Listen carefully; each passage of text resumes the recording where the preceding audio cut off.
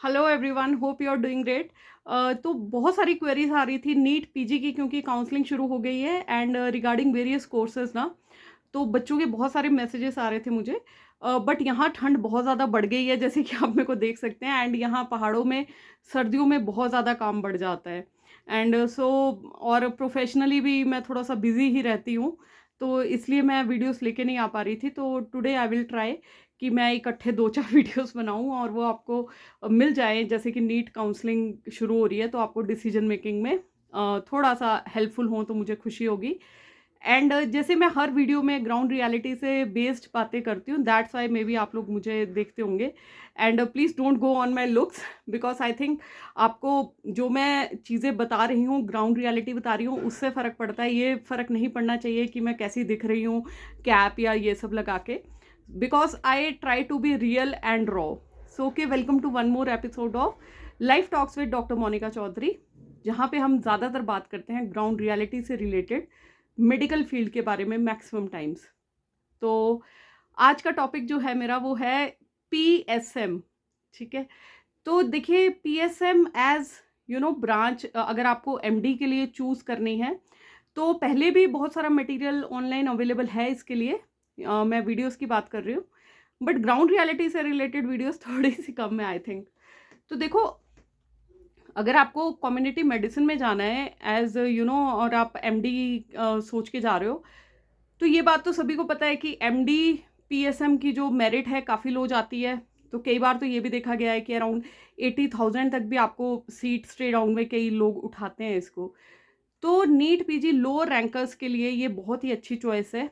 ठीक है, अब अच्छी चॉइस क्यों बोल रही हूँ, बिकॉज अब तो ना जो पीजी ब्रांचेस हैं, आज से 5 इयर्स तक ना ये सारी एक ही लेवल पे आने वाली हैं, बिकॉज ऑफ राइजिंग सैचुरेशन। आपको सभी को पता है कि धीरे धीरे सैचुरेशन क्रॉप अप कर रही है, तो उसका रिजल्ट अब देखने को मिल गया है। स्पेशली 2025 में बहुत ज़्यादा देखने को मिल रही हैं चीज़ें।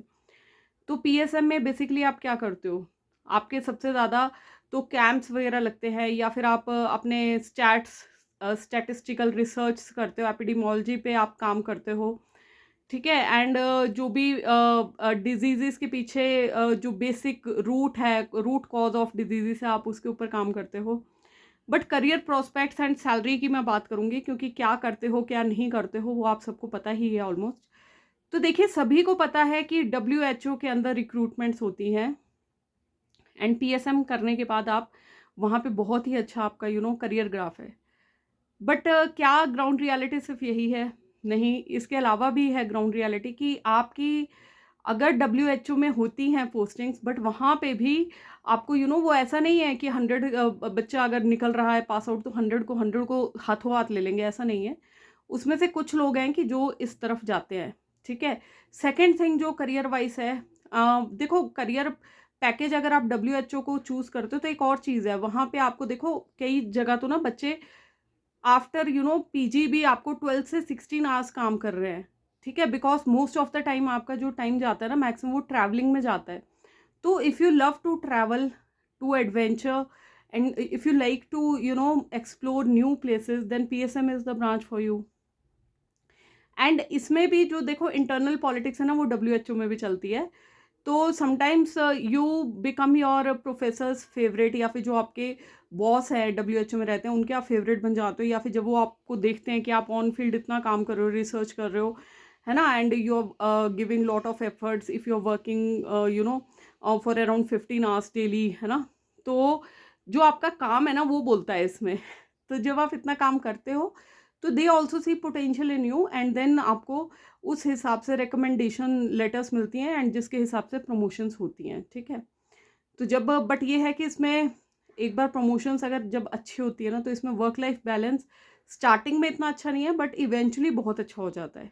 ठीक है, सेकेंड थिंग जो मैक्सिमम 80% लोग करते हैं, तो दैट इज़ अराउंड वो क्या चीज़ है, वो है आप कॉलेजेस में जाते हो एज टीचिंग फैकल्टी। ठीक है, एंड वहाँ पे मैं आपकी अगर तो आपकी अपॉइंटमेंट देखो रेगुलर बेसिस पे होती है, आप पहले ऐसा शिप के करते हो, उसके बाद अगर आप जाते हो तो आपके जो स्किल्स सेंट्रल यूनिवर्सिटीज़ में है, तो वो तो आराम से 1.7 lakhs पर मंथ का आपका स्टार्टिंग पैकेज रहता है। एंड अगर आप प्राइवेट में जाते हो, तो प्राइवेट में थोड़ा सा अब डिक्लाइन आना शुरू हो गया है। तो जो अब स्टार्टिंग पैकेज प्राइवेट जो कॉलेजेस हैं वो जो ऑफ़र कर रहे हैं ना, तो जो मेरी रिसर्च कहती है, जो जिनसे मैंने बात करी है, अपने सीनियर्स या फिर जो अपने बैचमेट्स उनके नोन पीपल हैं, तो दे आर लाइक 90K तक भी, मतलब इतना ग्रेजुअल डिक्रीज आ चुका है। एक और चीज़ है आपको बताना चाहूँगी, जिस हिसाब से मेडिकल कॉलेजेस खुल रहे हैं, तो उनको जो पीएसएम है, ये यूजी स्टूडेंट्स के लिए हमेशा से सब्जेक्ट रहा है, आगे भी रहने वाला है। तो वहाँ पे आपके लिए करियर प्रोस्पेक्ट्स हैं, ठीक है? तो जितने मेडिकल कॉलेजेस खुलेंगे तो वहाँ पे आपके लिए वैकेंसी आनी ही आनी है, राइट? तो ये एक पॉजिटिव पॉइंट है इस ब्रांच का, कि मतलब सैचुरेशन तो होगी बट आपके लिए अपॉर्चुनिटीज़ भी आएंगी, दो बाकी फील्ड्स में भी आएंगी, बट वहाँ पे ऑलरेडी लॉट अब इतना ज़्यादा आना शुरू हो गया है ना, क्योंकि फर्स्ट प्रेफरेंस सबकी वही होती है, सभी ले लेते हैं। बहुत सारे फैक्टर्स हैं, हर चीज़ के पीछे बहुत सारे फैक्टर्स हैं। तो इसके बाद एक और चीज़ थी इसमें, कि आपकी अपनी प्राइवेट प्रैक्टिस, ठीक है? तो प्राइवेट प्रैक्टिस तो उसका तो देखो कोई एंड ही नहीं है, वो तो आप हमेशा से कर ही सकते हो, है ना? इसके अलावा एक और ऑप्शन रहती है कि जो कहीं पे सोचते हैं कि जिनको अगर एकदम से जॉब नहीं मिली है, तो उसके अलावा उनका क्या प्रोस्पेक्ट रहता है, फार्मा कंपनीज में जब रिसर्च वगैरह होती है, तो वहाँ पे मैंने देखा है अपने एक दो नोन को जो कि फार्मा कंपनीज में बहुत अच्छा काम कर रहे हैं, ठीक है? जहाँ पे रिसर्च बेस्ड रहता है ना उनके ट्रायल्स एंड ऑल दैट, तो वहाँ पे आपके लिए बड़े अच्छे पैकेजेस रहते हैं। तो इसमें आपको थोड़ा सा विजिलेंट रहना पड़ेगा, ठीक है? इसके अलावा मैं बात करूँ, एक तो विजिटिंग फैकल्टी भी लगते हैं के कॉलेजेस में। तो विजिटिंग फैकल्टी क्या होती है कि जो हमारे नए कॉलेजेस खुले हैं ना, जिनके पास अपना प्रॉपर रेगुलर स्टाफ नहीं है, तो वहाँ पे एज विजिटिंग आप लग सकते हैं। तो वहाँ पे भी हफ्ते के लिए जाना होता है आपको फॉर 1 वीक, एंड एक कॉलेज आपको आराम से 50-60 थाउजेंड पर वीक का दे देता है, ठीक है? That all depends on your negotiation powers also ना, कि आप में कैसी एबिलिटीज़ हैं, पावर्स हैं, ऑल दैट स्टफ, ठीक है? तो ये सारी थी ग्राउंड रियलिटी बेस्ड चीज़ें। आई थिंक मैंने सब कुछ कवर कर लिया है। तो जो नीट पीजी के लो रैंकर्स हैं, तो मेरा एंड में क्या एडवाइस रहेगा, अगर आप वर्क लाइफ बैलेंस ढूंढ रहे हो, एंड अगर आप स्टार्टिंग में स्ट्रगल से नहीं डरते, तो और एक येस एसआर शिप्स भी निकलती रहती हैं, बट एसआर शिप्स का एक डिसएडवांटेज ये रहता है कि वो 3 years के लिए रहती हैं। बट ये भी है, अगर आपको सेंट्रल इंस्टीट्यूशन जैसे पीजीआई या एम्स किसी में भी करने का मौका मिलता है, तो उसको मत गंवाना, वहाँ से ऐसा शिप करके। तो वहाँ पे जब आपके साथ वाले चीज़ें कर रहे होते हैं ना रिसर्च बेस्ड, तो आप वहाँ पे अच्छा परफॉर्म करके वहाँ पे आप एकेडमिक्स की तरफ जा सकते हैं, क्योंकि आपको एक नॉलेज हो जाता है कि यार साथ वाले क्या कर रहे हैं एंड और क्या क्या फील्ड्स हैं, ठीक है?